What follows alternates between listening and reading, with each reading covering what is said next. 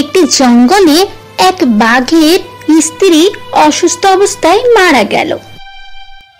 মারা যাওয়ার আগে সে বলেছিল, আমার দুটি বাচ্চার কি হবে?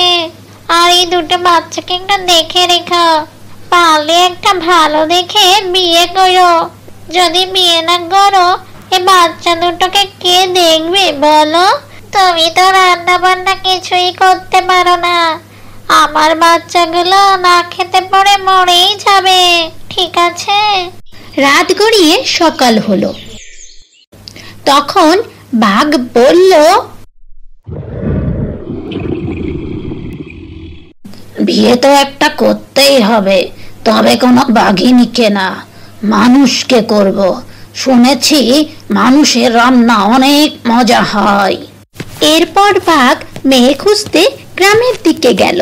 গ্রামে ঢুকতেই সে দেখলো একটা ছেলে আর একটা মেয়ে দুজনে দাঁড়িয়ে আছে। বাঘ এক লাফে তাদের সামনে এসে পড়লো। বাঘকে দেখে তারা দুজন তো ভয়ে কাঁপতে লাগলো।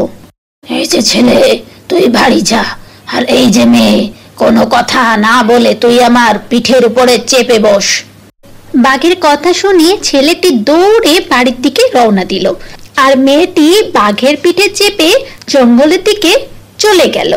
এদিকে ছেলেটি বাড়িতে এসে সমস্ত কথা তার বাবা মাকে জানালো। তার বাবা মা তো এই কথা শুনে কাঁদতে কাঁদতে একদম অস্থির হয়ে গেল। তোমরা কোনো চিন্তা করো না, আমি ঠিকই আমার বোনকে উদ্ধার করে নিয়ে আসবো। অন্যদিকে বাঘ সেই মেয়েটিকে নিয়ে গুহাতে এসে উপস্থিত হলো। কই রে আমার বাচ্চারা, দেখ কাকে নিয়ে এসেছি, এই দেখ তোদের নতুন মা। নতুন মা?